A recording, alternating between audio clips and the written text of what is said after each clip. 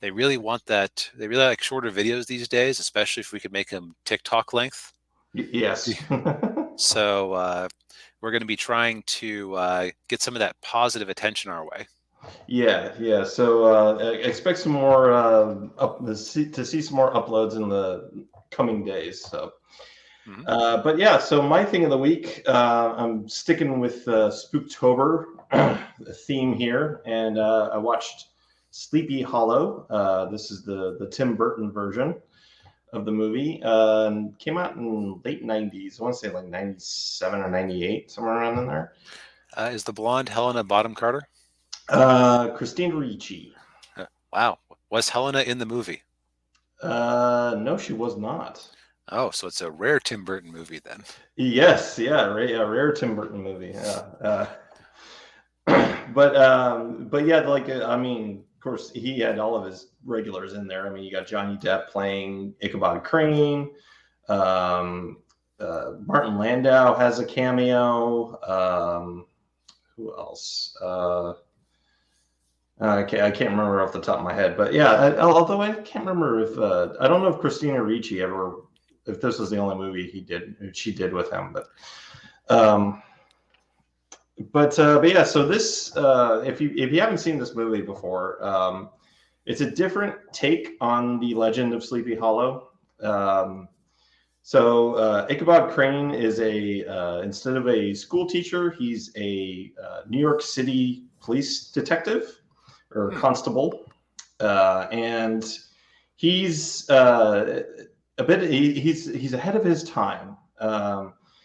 He's somebody who wants to use scientific methods and reason and deduction and gather evidence and all that good stuff to solve crimes. Hmm. I would say he's more like Sherlock Holmes than Ichabod Crane, but yeah. Oh, interesting. Yeah. But so although one of the things that they did with this character is, of course, if you know anything about the story, Ichabod Crane is not easy on the eyes. He's described as being kind of lanky and looking like a scarecrow, and Hence the name Crane. hence the name Crane. Yeah, and so, but in this, of course, it's Johnny Depp. Heartthrob. But what they did with him was they kind of gave him like characteristics that made him like a little, unattractive. Like there's a scene where a spider's crawling across the floor and he jumps on the chair like a woman. It's like Okay, I know that Johnny had fun filming that one. oh yeah, yeah. But yeah, there's little stuff in there like that, and of course the headless horseman is, I think, still kind of the same. He was a Hessian mercenary, which Hmm. for those of you who might not know the history of the American Revolution, the British hired a bunch of Hessian mercenaries to fight the colonials, the Americans. Hessians are Germans. And Christopher Walken plays the headless horseman, at least when he has his head. Um, and when he doesn't have his head, actually, he's played by Ray Park, who, Oh, yeah. Uh, for those of you who don't know, he was Darth Maul in The Phantom Menace. So what happens is Ichabod Crane is his superiors get fed up with him wanting to investigate crimes, so they send him off to Sleepy Hollow because there have been a series of murders where people have had their heads cut off. all right, science boy, go figure it out if you're so smart. That's pretty much what happens. um, so he goes up to Sleepy Hollow, and that's where he meets Katrina. That's Christina Ricci, and Brahm, who is like in the original story, Brahm is Ichabod's romantic rival for Katrina, Mhm. and he's played by I can't remember the actor's name, but it's Johnny Rico from Starship Troopers. Pretty boy, cleft chin. Um, can't remember the guy's name because he hasn't really been in very much. But So kind of a '90s flash in the pan. yeah, pretty much. So he encounters the headless horseman, and of course he's a man of science and reason. When he sees a headless horseman, he's like, "Oh my god, it's a headless horseman!" And so he has to figure out. It's I scarce to call this a horror movie. It's more like a supernatural murder mystery. There's conspiracy. There's a lot of stuff going on within the town of Sleepy Hollow, and it's it's not without its flaws. There are a couple of some leaps in logic here and there, but and other than that, it's a fairly entertaining movie. And if you're like me and you like the story of Sleepy Hollow, which I've always been kind of very fascinated with that story, it's worth a watch. You know, it is pretty bloody, as you might expect, because a lot of people lose their heads. That tends to happen. It tends to happen. But yeah, it's give it a watch. It's a good little movie to watch in October, or any time of the year, really. So. Where did you end up watching it? I had it on Blu-ray. So I went and looked for it on a streaming service. I couldn't find it anywhere. Might have been on Netflix at one point, but I can't. Was this a Disney movie? I had like this vague memory of it being like a Touchstone picture or something from. Oddly enough, it's a Paramount movie. Oh, okay. Yeah, so, and I looked on Paramount Plus. It wasn't on there. Do better, Paramount. Yeah, exactly. But yeah, worth a watch. All right. Well, I might give that a shot. It sounds like I'm not really much of a horror guy, but it sounds like they added some like mystery elements to it. So that's more my speed. Yeah. Speaking of things that are my speed, an actually worthwhile isekai anime. What? I know. It's okay. So for those who might be new, my history with isekai anime and in fact, our history with isekai anime is basically. So what kind of overpowered hero is it this time? The only thing that changes is like subtle differences of the RPG inspired fantasy universe and how chesty is the main love interest and yes. What will the hero casually beat up? Yeah. So it's like to my mind, I've only ever really had two isekai anime I could recommend. First one being Shield Hero, just for being a generally good series. I don't the second season. Honestly, the story kind of wrapped itself up at the end of the first, so I haven't gotten too far into the second season yet. Mm-hmm. But it's just like a well executed play on the idea of, hey, what if we actually gave the hero some like problems? Yeah. Yeah. The other one that I always recommend people is Konosuba, just because, and this is weird, because it was comedic, they didn't make Kazuma, the main character, overpowered, so he actually has to figure things out. And they gave him bad tools to work with, including his own low power level and a team of people who are kind of nuts and all have like their one flaw that prevents them from being awesome. Yeah. So he has to always try to arrange them. Yeah. Well, now I have a third isekai that I can recommend to people with a straight face. So, although with a few caveats. So, overly cautious hero. It's a very played premise. You have this group of goddesses who they get assigned to save worlds from demon lords. Now, what I like about it is they actually kind of gave some basis for why do all these fantasy worlds always have demon lords trying to fight them?